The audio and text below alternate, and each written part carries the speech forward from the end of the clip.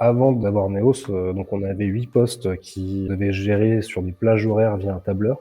Donc en fait, ça voulait dire qu'un usager qui arrivait à 10h avait jusqu'à 11h, donc ça on le notait, pas de souci. Mais un usager qui arrivait à 10h30, il avait jusqu'à 11h, donc ça lui laissait qu'une demi-heure. On était obligé de passer par ce type de système parce qu'on n'avait rien d'autre pour gérer les postes. De plus, pour respecter les lois RGPD, on devait nettoyer les postes après chaque utilisation. Donc, supprimer tout ce qui avait été téléchargé, désactiver les mots de passe qui étaient activés. Chose qu'on n'a plus à faire grâce à Neos.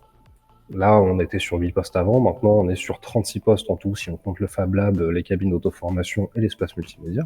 Ça aurait été impossible à gérer comme ça. Donc sans Neos, je vois pas comment on aurait pu ouvrir. Ça aurait été très compliqué.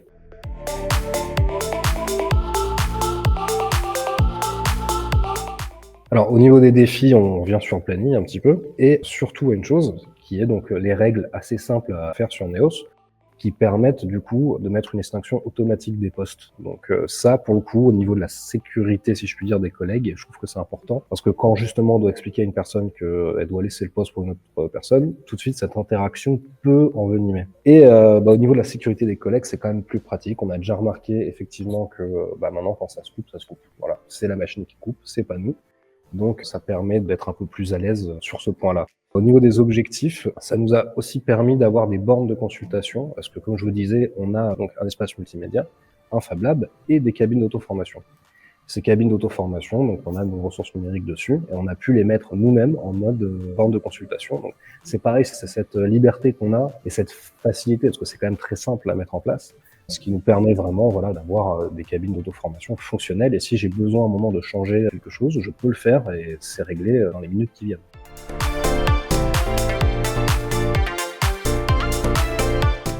Déjà, je connaissais Edutis. Je travaillais à Pleine Commune et à Villejuif, que je trouvais déjà plutôt ludique et assez simple d'utilisation.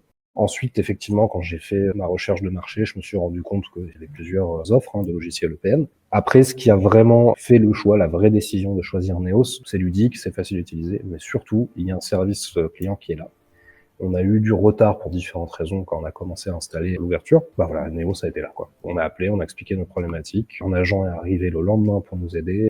Voilà, je pense que c'est surtout ça, c'est se dire, là j'ai un souci, je peux les contacter, ils vont me répondre dans les minutes qui viennent et je vais avoir une réponse, je vais pouvoir régler mon problème. Je vais pas devoir attendre quelques jours en laissant les usagers avec un espace dysfonctionnel.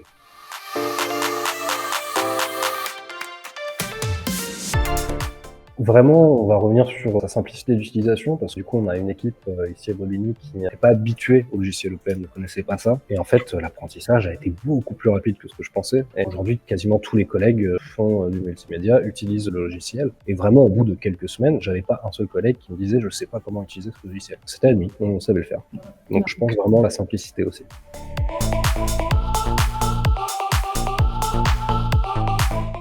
Oui, voilà, un autre point positif, c'est extrêmement simple, d'avoir un rapport statistique. Il suffit de 3 clics, on choisit les éléments qu'on souhaite. Et grâce au rapport statistique, avant je faisais tout au tableur, donc ça me prenait quand même un certain temps. Maintenant c'est automatique.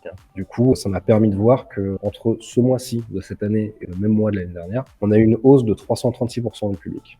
Donc, il y a toujours une hausse avec l'ouverture de nouvel espace, ça j'en suis conscient. Mais on n'a pas eu l'effet ouverture qui s'écroule quelques mois après. Ça, on est sur une hausse permanente.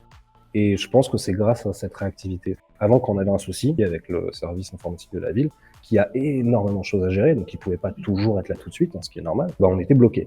Alors que là, on n'est pas bloqué, quoi. Au pire, ça va durer 1 heure ou 2, on va trouver une solution, on ferme pas l'espace, les usagers sont là. Voilà, donc je pense que vraiment, là, pour le coup, les résultats qu'on a eu, c'est aussi grâce à ça. Déjà, on a plus de postes, évidemment, mais on règle les problèmes dès qu'ils arrivent. Du coup, les usagers ont compris que s'il y a un souci, c'est pas grave. Ils restent là, ils peuvent occuper le poste. Et au niveau des ateliers aussi, on a une vraie facilité.